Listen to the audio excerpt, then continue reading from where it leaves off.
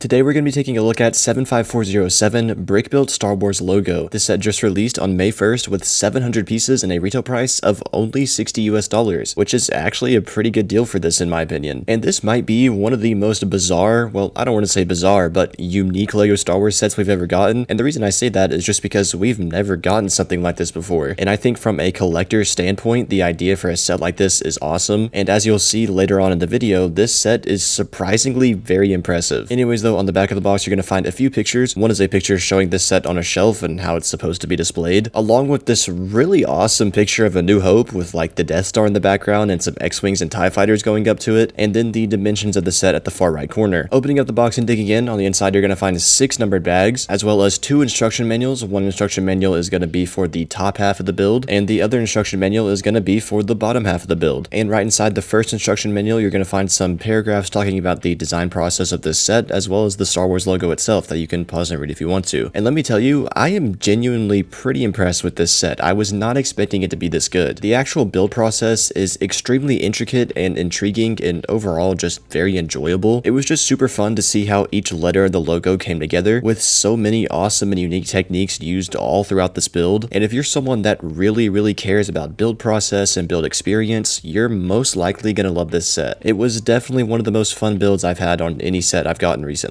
And the overall model is pretty much perfect. I mean, it looks super clean. I'm genuinely impressed on how they were able to pull off the shapes of these letters with Lego pieces and do such a perfect job at it. And when you look at it closely, you can really tell how intricate this build is by simply noticing all the tiny little lines and cracks that are all the small pieces that go into these letters. I also like how smooth the build is. There's no studs showing on the letters themselves. There's only studs showing on the black pieces that are in between the letters, which I honestly think is really cool because 1, it's a nice little background, and 2, as you can see, they kind of did some greebling with these black pieces, and that gives them kind of a rougher look, which creates a nice little contrast from the smoothness of the letters. Now, if you're wondering, yes, there is one little feature or Easter egg, I guess, within this set, which is actually up here on the top of the T. You can just pull this top piece off, and it reveals the opening scene to A New Hope, with a little miniature Star Destroyer and a little miniature Tantive 4, and then a tiny little half-circle tile piece that I guess is supposed to represent Tatooine. And as you can see here, they sit on top of these little dark red transparent studs, and these are just very simple micro builds. I mean, the Tantive is literally only 3 pieces, and the Star Destroyer is only about 6 pieces, but for what they're supposed to be, they work really well. And honestly, I just think it's awesome that they were able to hide an Easter egg within this build. If you're someone that has a large LEGO Star Wars display, or just a LEGO Star Wars display in general, you would most likely love this set because it goes with a display like this so well. It looks good, it's simple, it's clean, and it just makes sense. However, there is one thing I briefly want to talk about though, and that's that if you remember back when the information for this set originally leaked back in like, I don't even know, I want to say maybe September of 2024, it was originally rumored to include a George Lucas minifigure, and then obviously that rumor turned out to be not true. However, I do have to say, I think a figure, preferably a George Lucas figure, would have gone a really long way with this. Now, without a doubt, it most likely would have raised the price up to probably $70, but I think a lot of people would have enjoyed that. And if not a George Lucas minifigure, maybe a Darth Vader minifigure, just something to be included with it. I mean, I personally don't care that much because what we do have is great and for a good price as well, but I know there's a lot of people that do care about that, and I have to say it definitely would have enhanced the set quite a bit. So because of that, I'm gonna take off half a point and give it a 9.5 out of 10. Let me know what you guys think about it down in the comments below. If you're new, please consider subscribing, and if you want to check out more of my videos, you see on the screen right now.